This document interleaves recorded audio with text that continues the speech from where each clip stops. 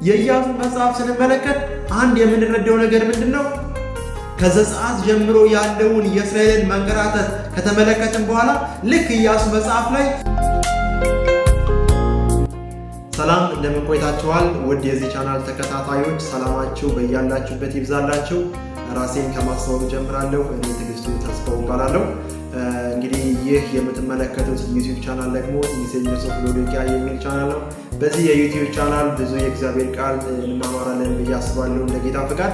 በተለይ ደግሞ የዚህ ቻናል ዋናኛው ዓላማ በኤፌሶን ምዕራፍ 5 ቁጥር 11 ላይ እንደተጻፈው ፍሬም ከሌለው ከጨለማ ስራ ጋር አትተባበሩ፣ ይልቁንስ ግለጡት እንጂ እንደሚለው ፍሬ ከሌለው ከጨለማ ስራ ጋር ሳንተባበር የእግዚአብሔርን ስራ በደንብ ለሰዎች እየተናገርን እንዲሁም ደግሞ የሰይጣንን ስራ ወጥመዱን፣ የተለያዩ ነገሮችን፣ የሐሰት ትምህርቶችን የምናጋልጥበት መንፈሳዊ ቻናል ነው። ስለዚህ እናንተም ደግሞ ሰብስክራይብ ያደረጋችሁ ብዙ ትምህርቶችን ታገኛላችሁ ብዬ አስባለሁ። ዛሬ እንግዲህ ወደ እናንተ የመጣሁት በዚህ በምስሉ እንደምትመለከቱት ከኢያሱ መጽሐፍ የሚገኙ ወይም ደግሞ የምናገኛቸው ትምህርቶች የሚለውን መጽሐፍ በዚህ 3 ወር እንድናጠና ነው ወደ እናንተ የመጣሁበት ዋናው ዓላማ እና ዛሬ መግቢያውን ፓርት ብቻ እነግራችኋለሁ። ወይም ደግሞ በዚህ ሰንበት ትምህርት ውስጥ የተቀመጡ የመግቢያውን ሀሳቦች ከተናገርኩ በኋላ ወደፊት ደግሞ በሚኖረን ጊዜያቶች በዚህ በ3 ወር ውስጥ እያንዳንዱን የሰንበት ትምህርት ክፍል እንመለከታለን። እንግዲህ 13 ምዕራፎች አሉት። እነዛን 13 ምዕራፎች በየሳምንቱ እናነባለን፣ በየሳምንቱ እናጠናለን። ከእግዚአብሔር ጋር ያለንን ወይም ደግሞ ከቃሉ ጋር ያለንን ቁርኝነት የበለጠ እያጠበቅን እንሄዳለን ማለት ነው። በመጀመሪያ የመጽሐፉን ዋና ሐሳብ ወይም ደግሞ የመጀመሪያው ዋና መግቢያ የሚባለውን ክፍል በዛሬው ዕለት እንማማራለን። እግዚአብሔር እንዲረዳን ከኔ ጋር አጭር ጸሎት እንጸልይ። እግዚአብሔር ሆይ እናመሰግናለን። ቃልህን ልትከፍትልን ስለወደድ ስለፈቀድ እናመሰግናለን። ደግሞ ቃልህን ስለምትገልጥልን ስምህ ይባረክ። ለሁሉም እጅግ አድርገን እናመሰግናለን። ይህን የሚመለከቱ በየቤታቸው ያሉ ሁላቸውንም ደግሞ በጌታ በኢየሱስ ስም አንተ ባርካቸው። ይህን ስላደረክ እናመሰግናለን። በጌታ በኢየሱስ ስም አሜን። እግዚአብሔር እጅግ አድርገን እናመሰግነዋለን። እንግዲህ ርዕሱ መጀመሪያም እንደነገርኳችሁ ከኢያሱ መጽሐፍ የሚገኙ የእምነት ትምህርቶች ነው። እንግዲህ በአጭሩ በዚህ ሰንበት ትምህርት የምናጠናው የኢያሱን መጽሐፍ ነው። ኢያሱ መጽሐፍ ወይም ደግሞ ኢያሱ ወልደ ነዌ የሚባለው መጽሐፍ 24 ምዕራፍ ያሉ ሲሆን በእነዚህ 24 ምዕራፍ ደግሞ በጣም የሚገራርሙ ወይም ደግሞ ለእኛ ያውን በዚህ ዘመን ትልቅ ትምህርት የሚሰጡ የእምነት ትምህርቶችን የምናገኝባቸው በጣም የሚገርም ምዕራፍ ነው እናገኘዋለን። እና ከኢያሱ መጽሐፍ ምን አይነት ነገሮችን ወይም ደግሞ ምን አይነት የእምነት ትምህርቶችን እናገኛለን የሚለውን በዚህ 3 ወር ውስጥ እናጠናለን። እና ኢያሱን መጽሐፍን በደንብ የምናጠናበት ወራቶች ስለሆኑ በደንብ እንደተከታተሉኝ በዚሁ አጋጣሚ ላስተላልፍ ፈልጋለሁ።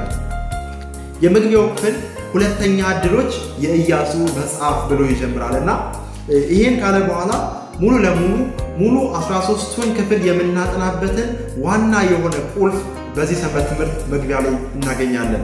እንግዲህ የኢያሱ መጽሐፍ ገና ሲጀምር የኢያሱ መጽሐፍ ዋና የሚጀምርበት ወይም ደግሞ ምዕራፍ 1 ሲጀምር ሙሴ እስራኤላውያንን እየመራ ከነበረበት ወደ ኢያሱ መሪነት ሲተላለፍ የምንመለከትበት ክፍል ሆኖ እናገኘዋለን። ይህ ክፍል ምንድነው? እንግዲህ የሙሴ አመራር ወደ ኢያሱ የተሸጋገረበት ሆኖ ከዛም ደግሞ ሙሴ አገልግሎቱን ጨርሶ ወይም ደግሞ በዚህ ምድር ይሰራ የነበረውን ስራ ጨርሶ እንደገና ኢያሱ ያንን ስራ ለማስቀጠል እንደገና የሚጨብጥበትን ወይም ደግሞ እንደገና የመሪነት ስልጣን የሚቀበልበትን ጊዜ ሁኔታ እንመለከታለን። ስለዚህ የኢያሱ መጽሐፍ ገና ከጅምሩ ይሄን ያስተምረናል። ወይም ደግሞ ገና ምዕራፍ 1 ስንመለከት ይሄን የሚያስተምር ሆኖ እናገኘዋለን። እንግዲህ ኢያሱ የሚባለውን ሰው ለማየት ያክል በመጀመሪያ ኢያሱ ማለት የኤፍሬም ነገድ የሆነ ሰው ነው እና ኢያሱ ማለት ደግሞ ወደ ከነዓን በሰላይነት ከተላኩ ሰዎች መካከል አንዱ ሆኖ ያገለገለ ሰው ሆኖ እናገኘዋለን። ሲቀጥል ደግሞ የኢያሱ አባት ነዌ ወይም ደግሞ ርዕሱ እንደምንመለከተው ኢያሱ ወልደ ነዌ እንደሚባለው የነዌ ልጅ ሆኖ እናገኘዋለን። ሌላኛው ደግሞ ስለ ኢያሱ አንድ የምናገኘው መረጃ ምንድነው? ኢያሱ የቀድሞ ስሙ አውሴ ነበር።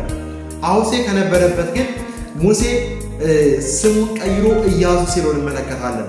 ኢያሱ የሚለው ደግሞ የስሙ ትርጓሜ አዳኝ ወይም ደግሞ ደህንነት ወይም እግዚአብሔር አዳኝ ነው የሚል ትርጓሜ ኖሮ እናገኘዋለን። እና በነገራችን ላይ ስሙ ትልቅ ትርጉም ስላለው የስሙን ትርጓሜን ለማንሳት የፈለኩት። ስለዚህ አዳኝ የሚል ትርጉም ሆኖ ወይም ደግሞ አዳኝ የሚል ትርጉም እንዳለው እንመለከታለን።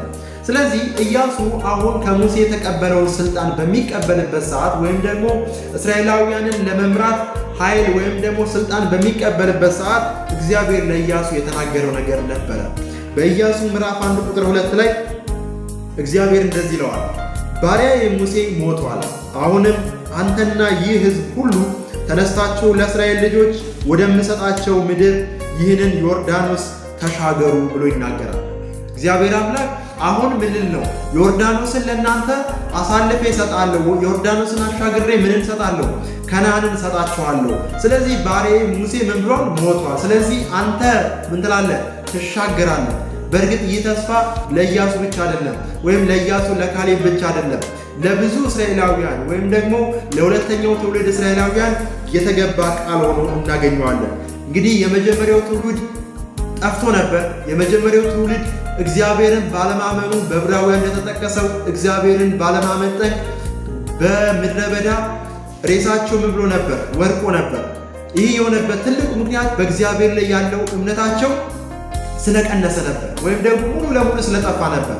አሁን ግን አዲሱ ትውልድ እንደገና በኢያሱ መሪነት ወደ ተስፋይቱ ምድር ቃል ወደ ተገባው ምድር ሊገቡ እየገሰገሱ እንደሆነ እንመለከታለን። ስለዚህ እግዚአብሔር ደግሞ ከሙሴ ጋር እንደነበረ ከኢያሱ ጋር እንደሚሆን ደግሞ ቃል እየገባለት ወይም ደግሞ እያረጋገጠለት እንደሆነ እንመለከታለን። ይህን ክፍል ነው እንግዲህ በኢያሱ መጽሐፍ ሙሉ የምንመለከተው። ሌላኛው ደግሞ ስለ ኢያሱ መጽሐፍ አንድ ኒውስ ባይብል ኮመንተሪ የሚል የገለጸው ስለ ኢያሱ መጽሐፍ ሲናገር ምን ብሎ ይገልጸዋል? የኢያሱ መጽሐፍ የመጀመሪያ ዓላማ እግዚአብሔር እስራኤል ወደ ተስፋይቱ ምድር መግባታቸውን በምድሪቱ ያሉ ሕዝቦችን ማሸነፋቸውንና ምድሪቱን መከፋፈላቸውን ስለሚገልጽ ወይም ደግሞ ለመግለጽ ነው ብሎ ይናገራል።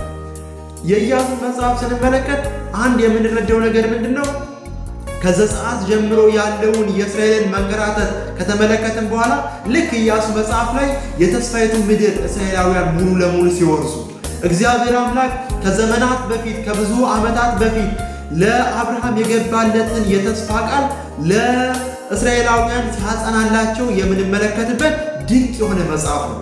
እንደውም የሚገርማችሁ በኢያሱ ምዕራፍ 21 ቁጥር 45 ላይ እንደዚህ ይላል፣ እግዚአብሔር ለእስራኤል ቤት ከተናገረው መልካም ነገር ሁሉ ተፈጸመ እንጂ ምንም አልቀረም ይላል። በጣም የሚገርም ክፍል ነው። እግዚአብሔር እጅግ አድርገን እናመሰግነዋለን። ለምን ብንል እግዚአብሔር አምላክ ታማኝ መሆኑን የሚገልጽ ድንቅ መጽሐፍ ነው። ለአብርሃም የተናገረው፣ ለይስሐቅ የተናገረው፣ ለያዕቆብ የተናገረው፣ ለብዙ አባቶች የተናገረው እነ ዮሴፍ በተስፋ ሲጠብቁት የነበረው ያ ቃል ኪዳን እውነትን እንደተፈጸመ የሚናገር ድንቅ መልእክት የያዘ ታላቅ መጽሐፍ ሆኖ እናገኘዋለን። ኢያሱ ወልደ ነዌ።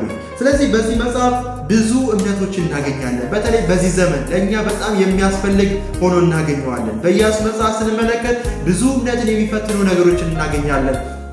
እንደገና ደግሞ በእምነት የተሰሩ ስራዎችን ደግሞ እንመለከታለን። ስለዚህ እነዚህ ነገር ስናጠና ለሕይወታችን ዛሬ ትልቅ ትርጉም የሚሰጡ ሆኖ እናገኛቸዋለን። ስለዚህ ይህን ሰንበት ትምህርት ማጥናት እጅግ አስፈላጊ እንደሆነ እንረዳለን።